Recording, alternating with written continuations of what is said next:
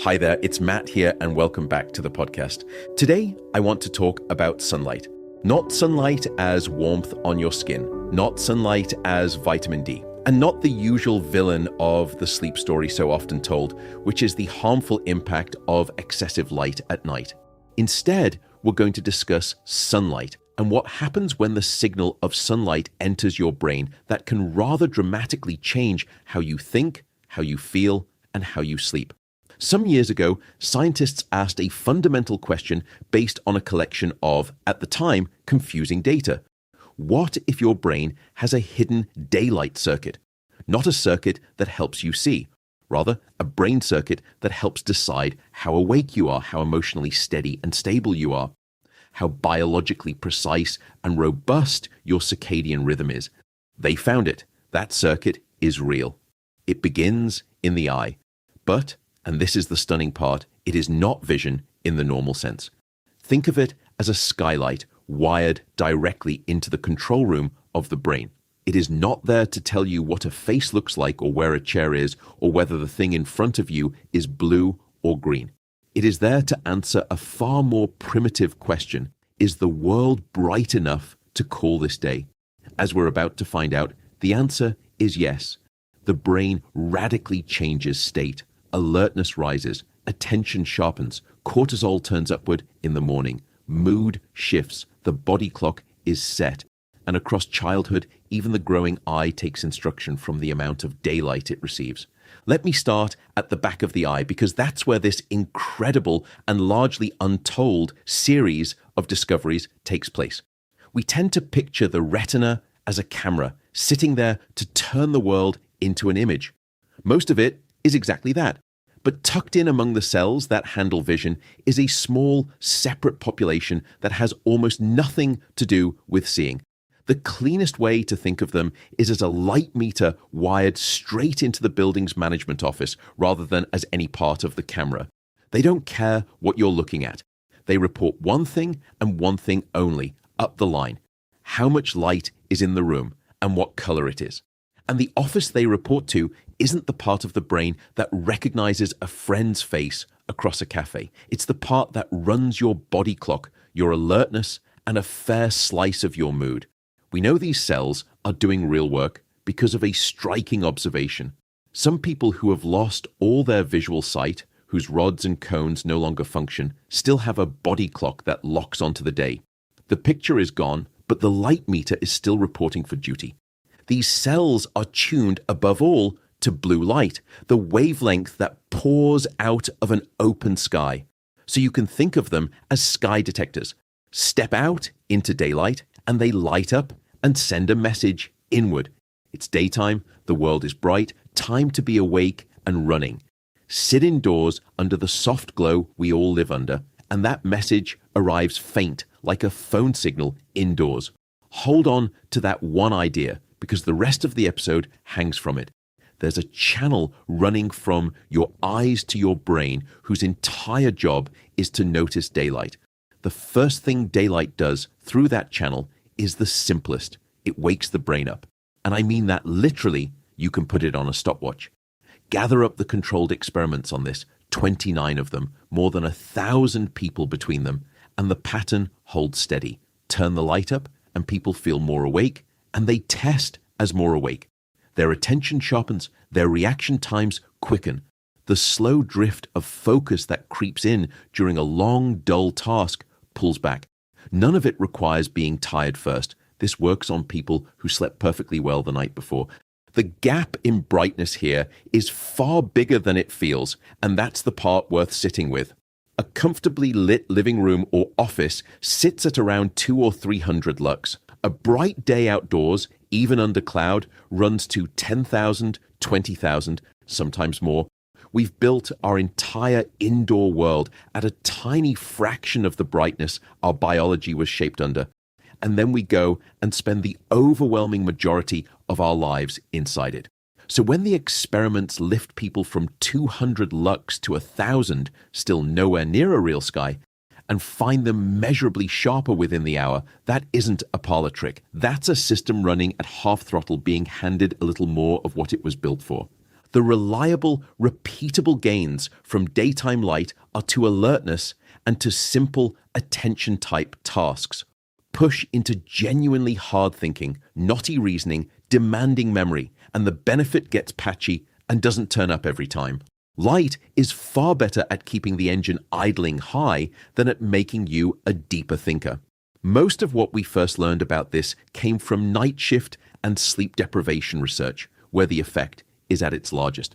Finding the same lift in the ordinary well-rested daytime is the harder test. However, you can actually watch it happen inside the skull.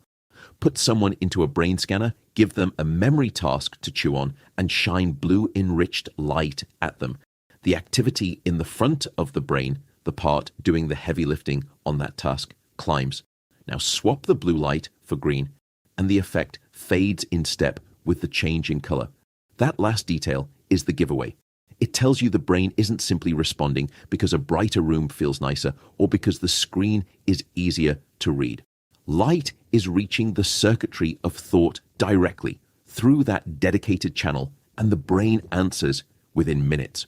It's a handy thing to remember the next time you reach for another coffee at a dim desk. A few minutes of proper daylight is pulling some of the very same levers and pulling them on the brain rather than just the bloodstream. So for, it must be at least a decade now, I have been an avid, probably more like rabid consumer of protein shakes. But the hard thing, honestly, in the supplement space, if you really understand and do your diligence, is this critical thing called trust. It is very hard to find a brand that you can truly trust. That's when I came across the company Puri and the really impressive founder. Even though I'm sure it makes them less profit versus other quick and loose companies, Puri takes quality more seriously than any company I've ever seen before. They have so many offerings, protein powders galore, but lots of other additions. But that's what I was focusing on here. Why did I choose them? Well, it's really for 4 specific reasons. Number 1, they are free from hormones. Number 2, they are free from GMOs. Number 3, they are free of any pesticides. And number 4, and this is the critical confidence part, every single batch is third-party tested for over 200 harmful contaminants, things like heavy metals, etc. All you have to do if you are a neurotic nerd like me, you can even scan the QRI code on the back of the product to get the third-party independent laboratory test results. That's how much trust and confidence they place in their product. By the way, if you want a recommendation, go for the dark chocolate flavored protein powder. It's just exceptional. In fact, it's wonderfully addictive. I didn't just say that. Anyway, it delivers 21 grams of protein per serving. And for folks of my podcast right now, you can save 20%. So go over to puri.com/Matt Walker, and that is spelled PUORI.com, Matt Walker.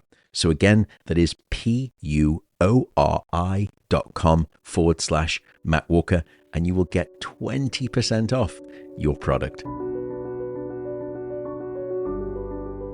Some of what light does to you, though, you get no say in at all. Here's the cleanest example I know. In the morning, the instant you move from dim light into bright light, a hormone called cortisol jumps by more than half in careful testing, and it does it within minutes. Cortisol has a worse reputation than it deserves. First thing in the day, it isn't the villain of stress. It's the get up and go signal, the one that mobilizes your energy and points your attention at the hours ahead. Light is one of the things that flips it on. Think of it as a key turning in an ignition, except this ignition only works first thing in the morning.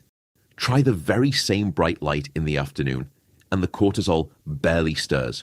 Your body has bolted this response to the morning and screwed it down tight. That surge does more than it might look. It's part of how the whole machine is told the day has begun, with energy released and attention primed for the hours ahead. Skip your morning light and the signal still comes, only fainter, and the day starts in a lower gear than it might have done. If light can move your alertness and your hormones, you'd expect it to move your mood as well. It does, and most convincingly, in the place that matters most, which is depression. Light therapy carries a reputation as the winter remedy, the treatment for the seasonal slump when the days go short and the sky goes gray. For some people, sunlight disappears entirely for weeks at a time. Pool together the trials for seasonal affective disorder, and the benefit is about as large as you get from antidepressant medication, which, for a treatment that amounts to sitting near a bright lamp each morning, is a genuinely surprising result. Its reach runs wider than winter too, across the controlled trials in ordinary non-seasonal depression, the kind that doesn't care what month it is. Bright morning light produces a real reduction in symptoms, whether on its own or alongside other treatment. The honest footnotes matter here, and I'll give them to you plainly. It works best as a proper daily course. The effect is moderate rather than miraculous, and simply bolting a lamp onto existing medication doesn't always add a great deal. The light box used in this work, by the way, is no ordinary bedside lamp. It throws out something like 10,000 lux, a deliberate stand-in for a morning sky you simply cannot get to in the middle of January. Timing matters here as much as brightness. The morning is when it works best, which sits neatly with everything else we've seen. The same early window when light drives the cortisol rise and resets the clock. The very same box at lunchtime is a far weaker tool than it is at breakfast. Step out of the clinic and the very same fingerprint shows up across whole populations. Strap accurate light sensors onto the wrists of more than 85,000 people, measuring the light they genuinely get rather than what they'd guess. And those who take in more daylight across the day carry lower odds of depression. Track thousands of adults past the age of 40, and the ones who spend the most time outdoors have roughly half the odds of depression of the ones who spend the least. Now, these are only associations. Low mood can keep a person indoors just as easily as too little light can lower the mood. But the arrow keeps pointing the same way across different countries and different methods, and that's a hard thing to wave away. Now move from minutes to months, because the daily dose adds up in a way that's easy to miss. Daylight is less a windfall than a wage, a little paid in each day. The balance built slowly over time. And the clearest place to see it is where most of us actually spend our daylight hours, which is at work.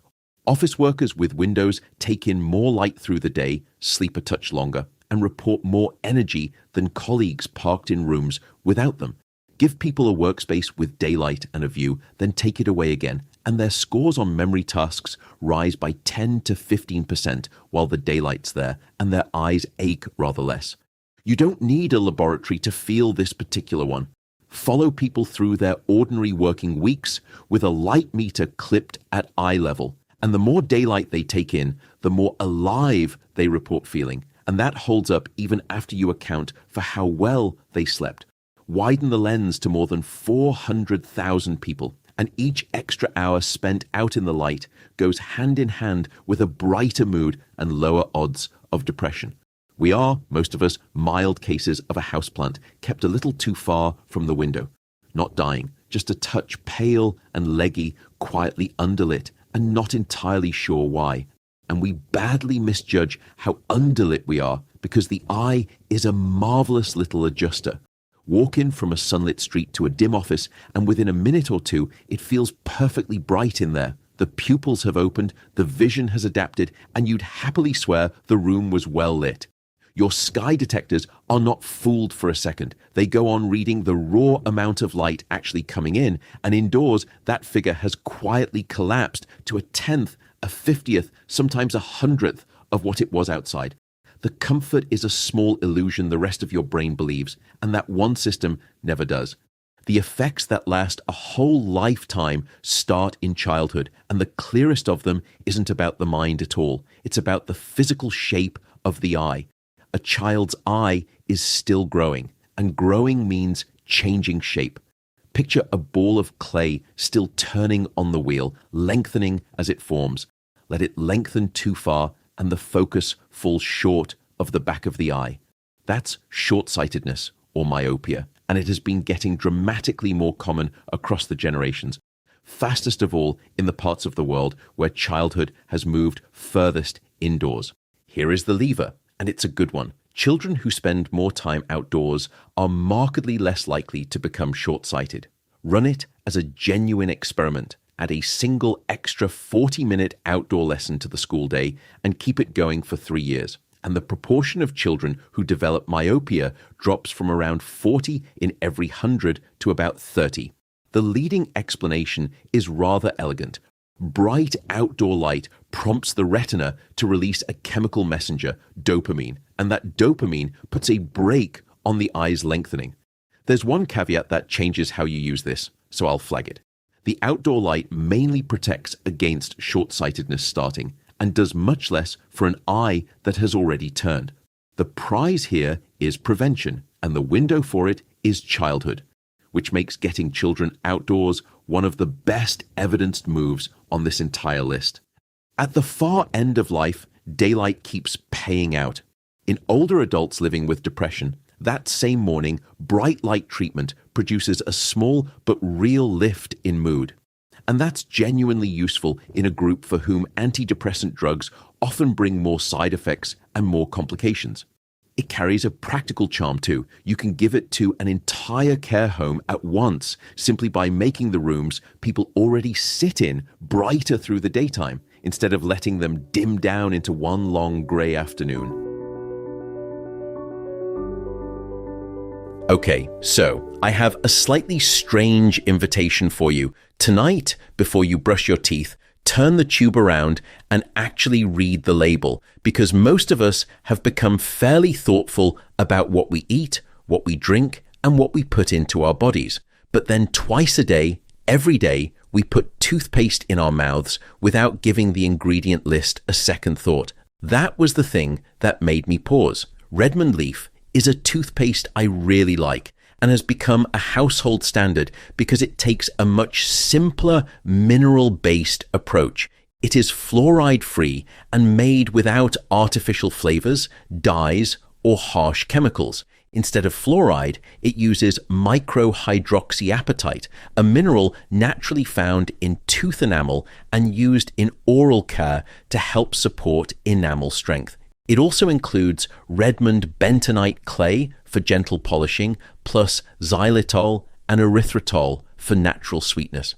And importantly, it still feels like real toothpaste, smooth, creamy, fresh, not gritty or strange, which is why it is easy to keep using. It comes in wild mint, citrus rosemary, and orange vanilla. My personal favorite is wild mint. It's pitch perfect in terms of the flavoring. So, ladies and gentlemen, all you need to do is go to redmond.life/walker and use code WALKER to get 15% off your first order. That's redmond.life/walker, code WALKER for 15% off your first order. I really do recommend giving them a try.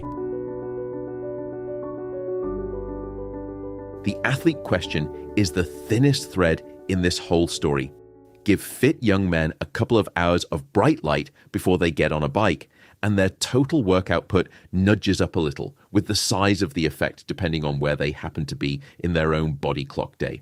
But the effect is small. It comes mostly from a single set of researchers. It's only been tested in men, and it says precisely nothing about strength or power. So if you ever see a bright light panel sold as the secret edge of elite sport, keep a firm hand on your wallet. The science simply hasn't got there yet.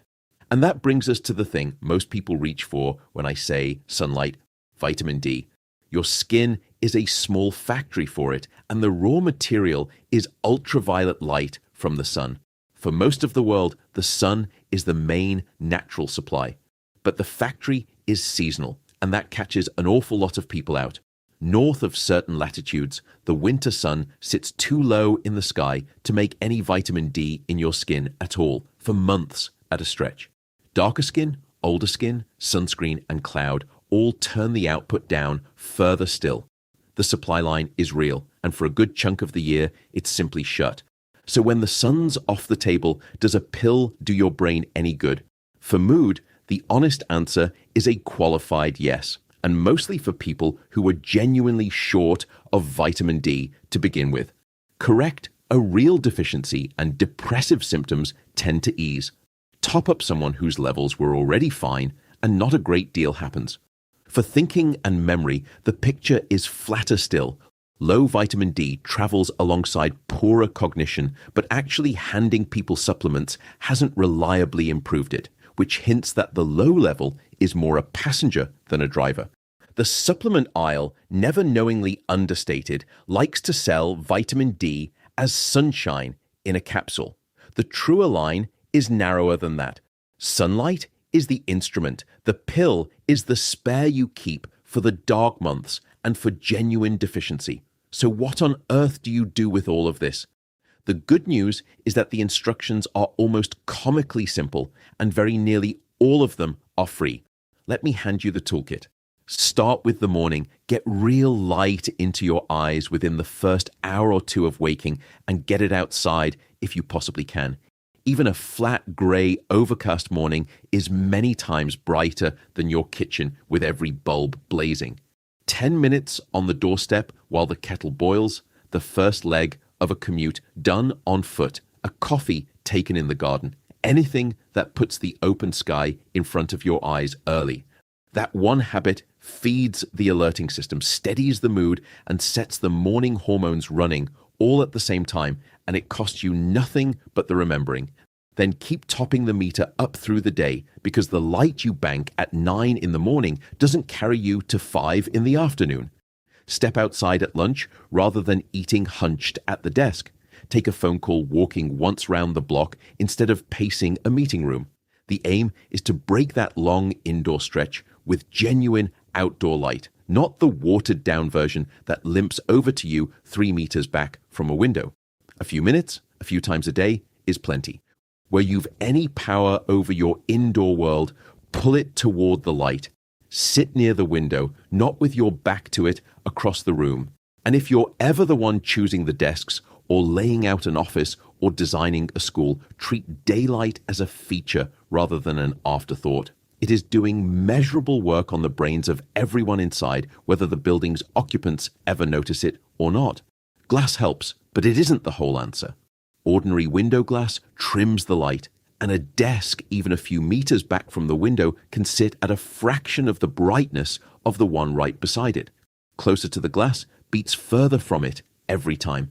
If your mood reliably drops every winter in that familiar way, then a proper light box is the single best evidence thing you can do for yourself at home.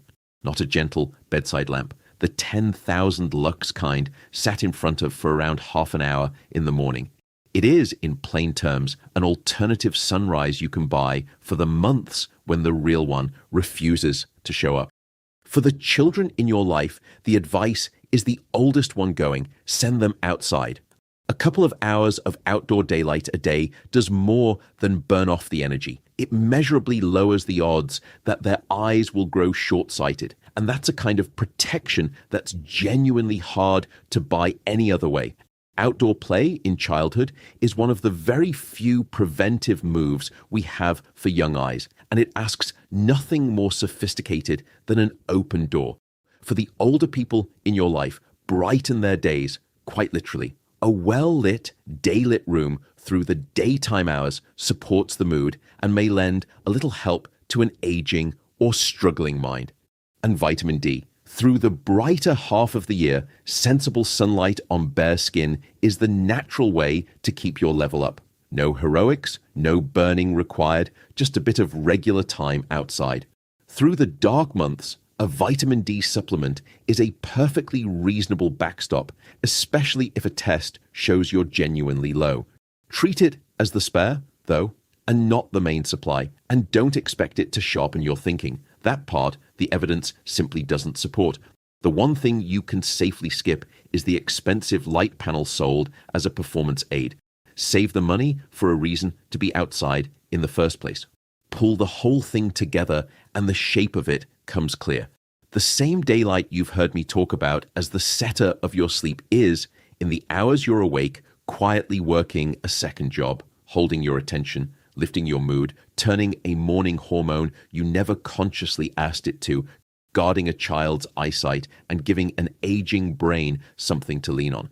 None of it asks for special kit. It asks for daylight taken during the day on purpose. We've built ourselves a world far dimmer than the one we spent thousands of years evolving beneath, and then we wonder why we feel a bit flat and foggy inside it.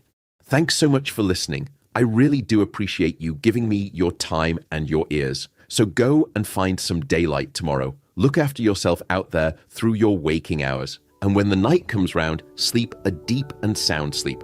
Bye for now.